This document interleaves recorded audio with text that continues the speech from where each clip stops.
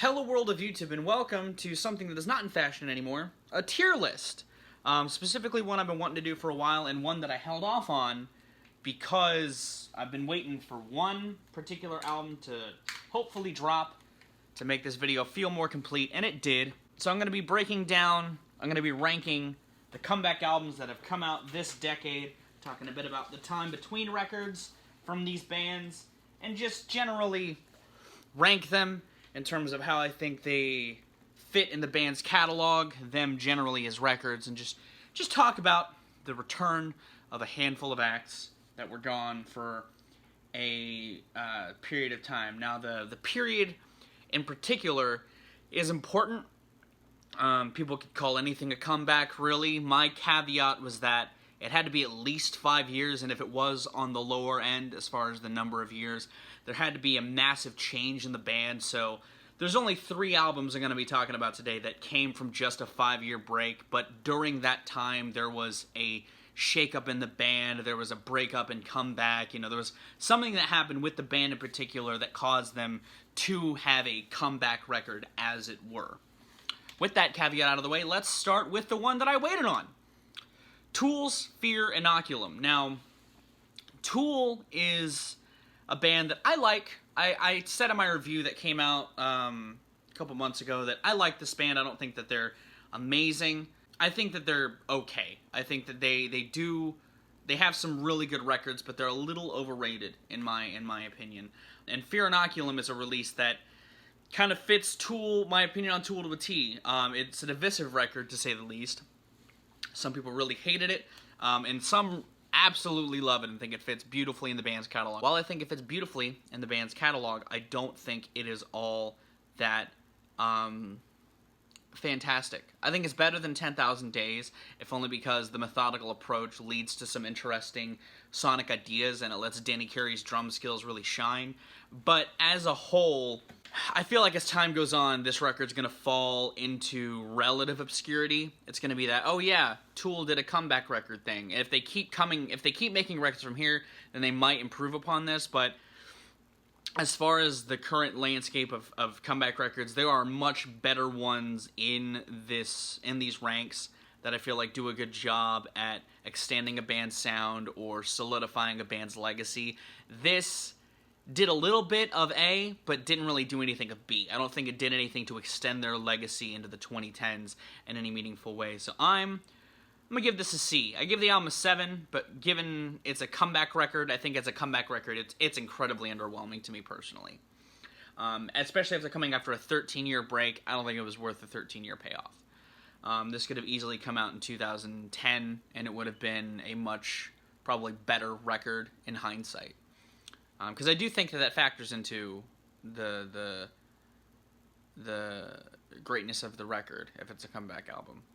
Case in point for Queens of the Stone Age with Like Clockwork. After only a 6-year break, but still some massive shakeups in the band, Queens of the Stone Age seemingly made one of their best records. They made something that was as experimental as Air Vulgaris, but tied it together much more neatly and much tighter.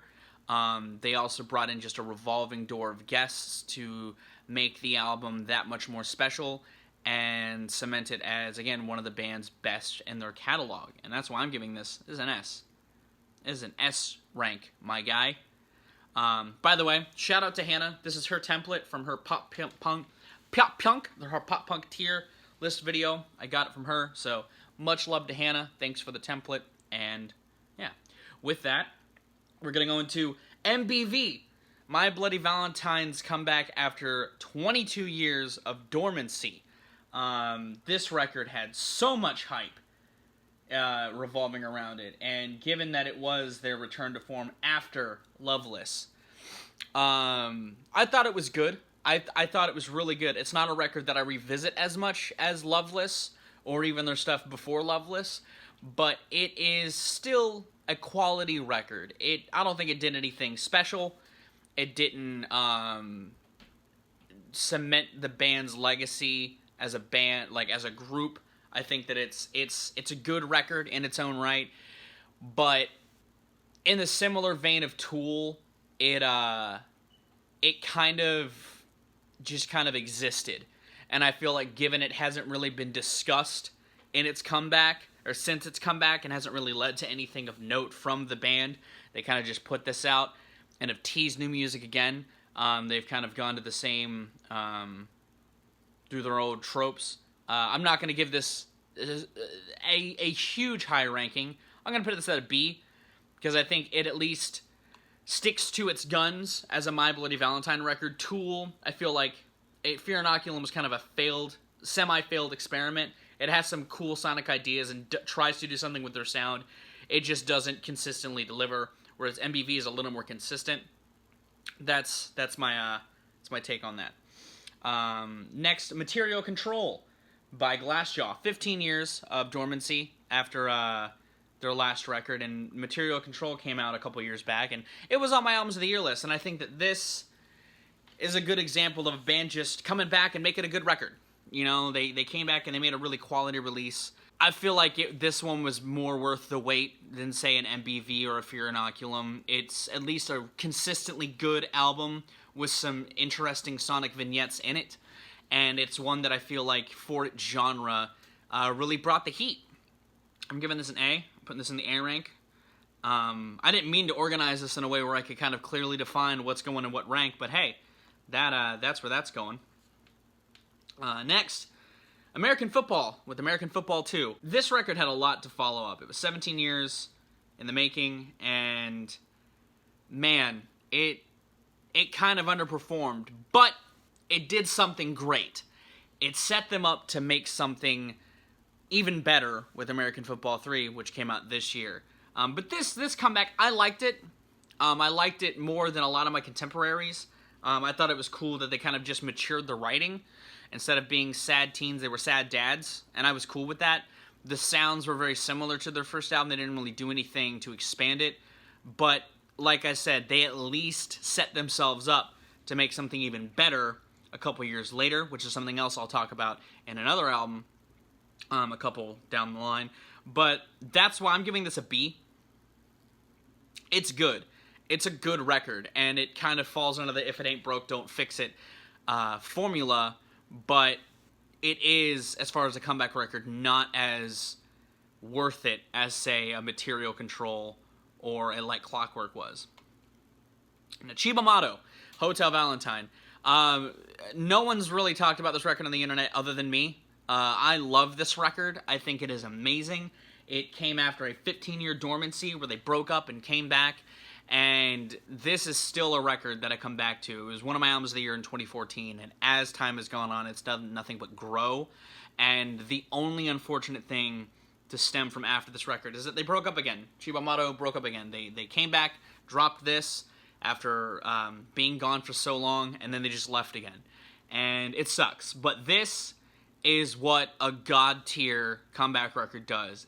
It keeps a lot of the initial foundation that the band set forth, but it puts it in a different spectrum. Hotel Valentine successfully adapts their tongue-in-cheek sort of writing and aesthetic and style and Shibuya Kai-influenced sound and pushes it into a more serious but still weird realm. This is a lounge record that is about ghosts falling in love in a hotel. It's a weird record, but it's one that I strongly suggest. This is the definition of a great comeback record that was worth its weight. You know, this could have come out at any time this decade, and it would have excelled. But I think it came out at the right time. It was a great time for them, and yeah, you already know. It's going to the S. It's going to the S rank. This is a good fucking record.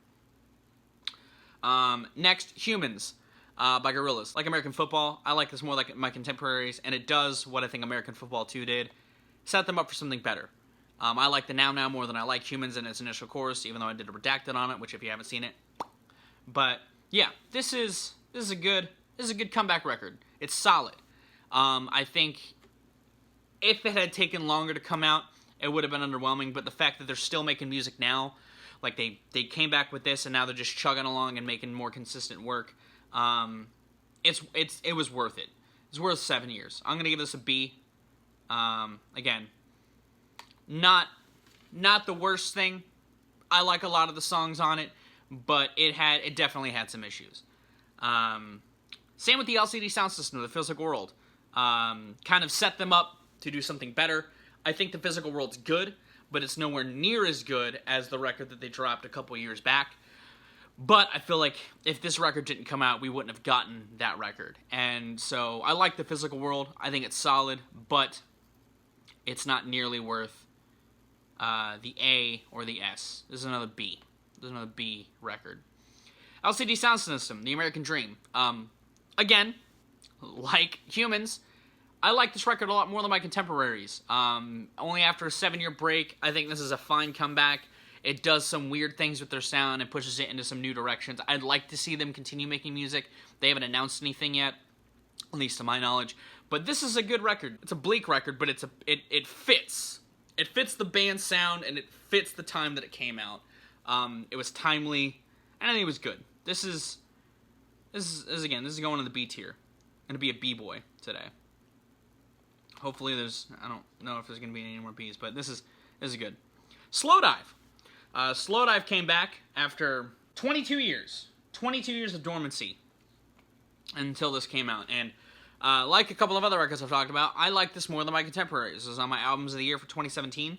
And I like this a lot. I like the methodical sound to it. I like the meditative sound to it. I think that it helped bridge their sound out. There were some real shoegazy moments still on this thing, but there were some contemporary shoegaze moments on this thing as well. And I liked it. It kind of did what Material Control did for Glassjaw and cement that they were still a band worth caring about this decade and push their sound into new realms. So I'm giving this an A. I'm putting this in the A tier, folks. Now this, Tribe Called Quest. God, 18 years. 18-year dormancy. And I feel like this gave their career a better end note than the Love Movement.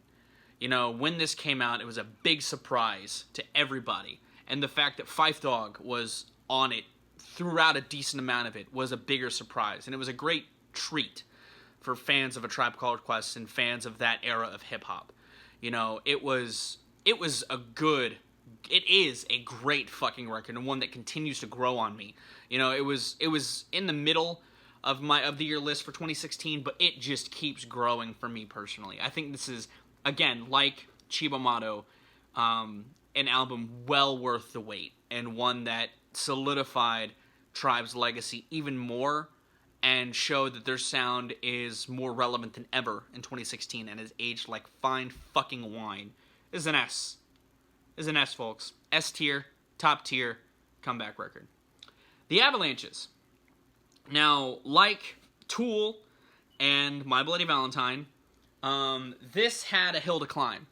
It was 16 years since I Left You, and Since I Left You was one of the best records to come out of the late 90s. Just bar none. If you haven't listened to Since I Left You, it is a masterclass in electronic music with masterful sample work and just a bunch of good shit in it.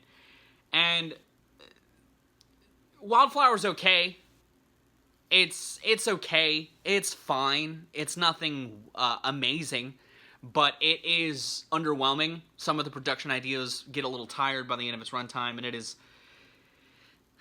I liked it. I thought it was solid, but as a comeback record, it is very, very underwhelming. And maybe not necessarily worth the time it took to come out. I was underwhelmed by this. I'm giving this a C. It had a lot of hype for it. I was really excited for this record. And I liked it a lot. Again, I thought it was solid, but man, it was not nearly as good as it could have been. Now, the Pixies, Cindy. Even worse. The Pixies had one of the best runs in the late 80s, early 90s. And while they've been improving since Indie Cindy did not get them off on the right foot this decade. After 23 years of wait, they could have done much better than this. This is a bad album. This isn't like an underwhelming record like these. This is flat out bad. This is just not a good album. And oh man, I don't like this. And while again I like what they've done since, this is not a good start. This is going low. This is going to be an E. It's worse than a D. It's an E. It's not an F. It's not the worst thing of all time. But out of a lot of these records that we've talked about so far, this is pretty underwhelming. This is an E. I hate to say that, but it is true. This is not... I do not like Indie Cindy at all. Now, David Bowie, The Next Day, came out a while ago, seemingly forever ago. This record was kind of lost to time. And while, again, I think this record is solid, I think it's a solid comeback, it is definitely eclipsed by Black Star, for good reason. Black Star is just a much better album. It is a prolific piece, and it cements Bowie's legacy much more than The Next Day did. As an album, this is fine. You know, waiting 10 years for The Next Day may not necessarily be worth it, because I feel like this was kind of lost, like I said, to time this decade. But it's a solid enough record in its own right. It's a mid-tier Bowie record. As a comeback record, and for the purposes of this list, I'm going to rank it a little lower than I would for a ranking. I think I have this album ranked at a 7 out of 10, rated as a 7 out of 10, but if I'm ranking it, no. It's hard, because this record was fine. It didn't do anything amazing, like as far as like adapting Bowie's sound or doing anything different, but it's just hard when you follow this up with your last album ever and have that be one of the best albums of your career. It's going to eclipse anything you've done this decade prior if it wasn't up to the same caliber. So, again, while I think this record is solid, if we're ranking it as a comeback record, I feel like it's a little underwhelming. It's a D. It's a D for me. You know, at least Fear Inoculum and Avalanches weren't eclipsed by anything else that the artists have done yet, and I doubt that they will, but Bowie just solidified his greatness even further and showed why he was an essential piece of music only a couple years later with Black Star. Now, The Fall of Troy came back with OK, an album that had no right to be this good. It was a true return to form. It was tighter than in The Unlikely Event and anything they had done outside of their early work. It saw them with the same fervor and anger and passion that they had in the early work. And it's a good record. And I hope that they actually come back with something more. I'm going to give this a B. No, I'm going to give it an A. I have the album ranked at an 8 out of 10. But this is a good album. This is a good-ass return to form. This is a good record. I like OK a lot. I'm with you. The Red Hot Chili Peppers. The next three are the five-year gap bands. I'm With You came after John Frusciante left the band and Josh Klinghoffer joined the band. And this just was kind of a by-the-numbers Chili Peppers record. I think it's better than Stadium Arcadium, personally. I think Stadium Arcadium is a good album, but there's a little too much going on. This was a tighter release. It was a boisterous release, and saw them making something that was very needed for them, something stripped back, something easy, you know. And while I think that The Getaway does something very similar, they also kind of made a soft entry for Josh Klinghoffer's introduction into the band. As a comeback album, or as a return album after some turmoil, it's fine.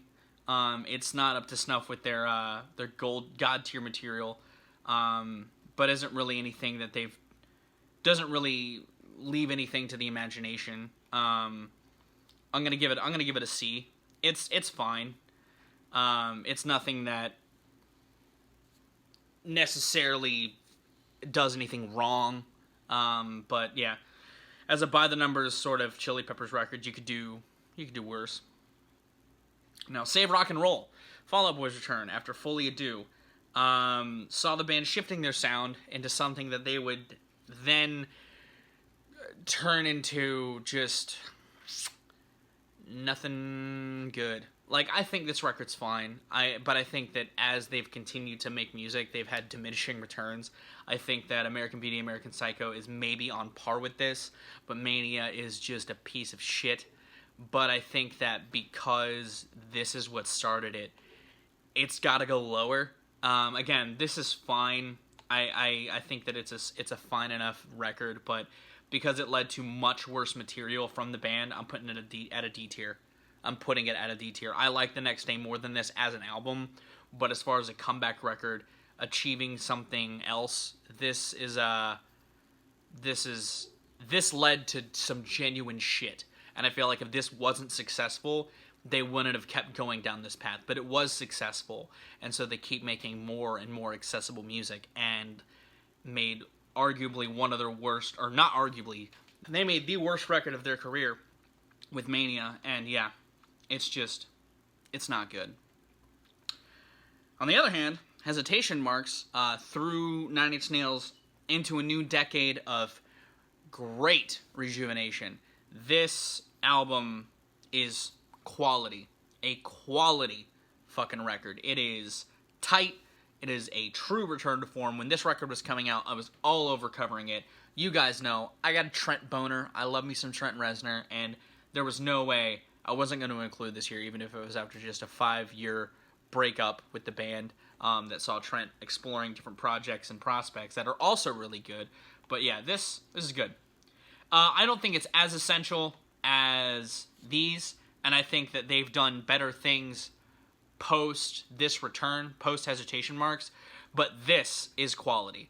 I don't know if it necessarily cements Trent's legacy in music. Like, I love it. You guys know I have a bias for that, though, but if I'm going to be real and talk about comeback records, while my bias would have me put it at an S, because I love Trent Reznor, if we're being serious, these 3 records do a better job at cementing a band's legacy for innovation in their genre, adapting their sound, and showing that their sound is timeless. You know what I mean? Speaking of that, D'Angelo came back after 14 years of dormancy. He stopped making music in 2000, and then at the end of 2014, he dropped Black Messiah, which was amazing. It's a shame that people do not have not talked about this record post 2014, because this is good. This is some good shit, my guy. It is inventive. It is experimental in all the right ways, and has a lot of cool things in it. Again, kind of cements D'Angelo's relevance in this decade, and I wish he would follow this up. It's been too long. You know, it's been 5 fucking years almost since this album came out, and all he's done is drop a song for Red Dead Redemption 2. This leaves me clamoring for more D'Angelo in all of the right ways. This is an S. This is an essential record, and as far as comeback records go, well worth the wait. A surprise release in that, and well worth the wait it took to get here. So good. So very, very good. I like this a lot. Swans. A band I've never talked about in the channel, but they came back after Soundtrack for the Blind with My Father Will Guide Me Up the Rope in 2010. And again, while a fine enough record, if we're going to talk about comebacks, this started a new renaissance for this band. They just... Wow. This is going to get ranked higher, if only because it led to an impressive run of records this decade. I mean, I don't know what happened, but that break must have done wonders for Michael Gira and crew, because this, again, solid enough record. I like it well enough. I think it's good, and I think it's a good return to form for Swans, but it led to a lot more than this. Like, this set them up for so much that I am shocked. If we were talking about the other records that came after this, it might go higher, or it might even be, you know. What I'm trying to say is this is a good album. It's a great comeback record, and the reason why it's going higher, it's going where it is because while I like it a lot, it set themselves up for making more essential albums in their genre for this decade. But as a comeback, it's really good. It's getting an A. It's getting an A. It's good.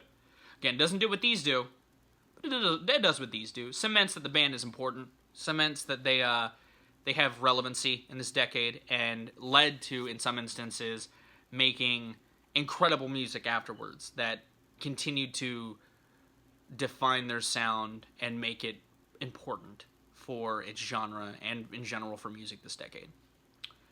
Blink-182.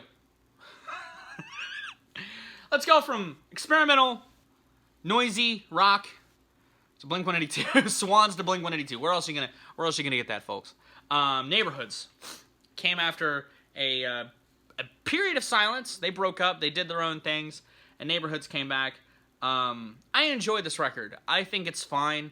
I think out of their comeback record, or out of the records they dropped this decade, it is the best. Not to spoil anything I'd have to say about 9, but this is definitely a much better record. While I think Tom is his most nasally, and he is definitely the weakest link on the album, the rest of the band makes up for that with some really good performances. And the guitar work is fine. You know, Tom DeLonge is fine. He's competent. But his vocal lines are the weakest link of the record. But I think because it led to underwhelming records, to say the least, records that haven't been up to snuff with this comeback. Not any, slap to Matt Skiba. He's been fine. But this is going to be a C. It's a fine enough record in its own regard, but it is not nearly as good, it didn't lead to anything as good as it. So, Anthrax, Worship Music. Again, came after a break, brought back Joey Belladonna on vocals, something that I was very excited about, because not that I hate John Bush, but Joey Belladonna is a much better singer. Solid record, like some of the other stuff I've talked about, hasn't led to anything good. In fact, it's led to some underwhelming stuff, by and large, and has, I don't know, this was a good comeback, but I wouldn't say that it is anything all that special. It's none of these. But I would say it's done better, or hasn't been eclipsed by anything wholly terrible or amazing than it. As a comeback record, it was really good. It was solid. It's going to be a C. Last 3, Faith No More, Sol Invictus. Again, it was fine. It was good. It was a solid record. Had that same kind of sound that Faith No More goes for. It was a good thing to hear. I feel like if I didn't talk about this, it would be well off brand for me. I love Mike Patton, and I love this band, and I think this is good. I don't think they're going to follow it up with anything else, and I think as a final record, it does its job, but it's a solid comeback. I'm giving it a C. NJWK, You're Not Alone. Sorry to kind of speed through these last ones, but we've been going for like 30 minutes, I realize, and it's a lot to comb through.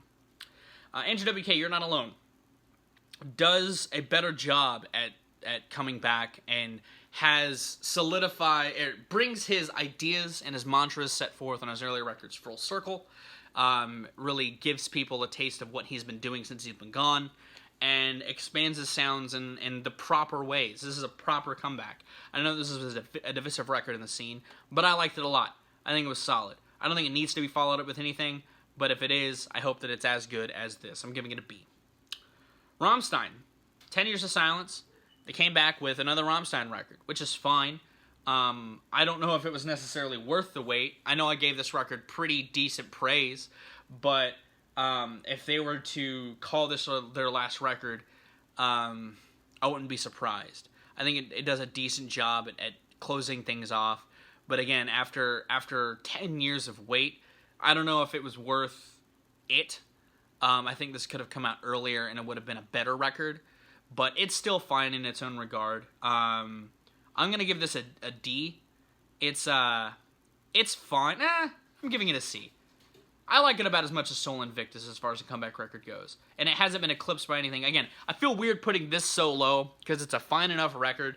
It's a shame that, one, he passed away, and two, that he followed this album up with a much better career-defining statement than the next day. But they kind of played it safe. It's going to be a D. They played it safe. They played it too safe. They didn't do much to expand their sound. It's Rammstein. It's fine. As a record, it's okay. But as a comeback record, that's kind of underwhelming. And that's my tier. That's my list. That's my tier list for comeback records of the decade. There were a lot more I wanted to do.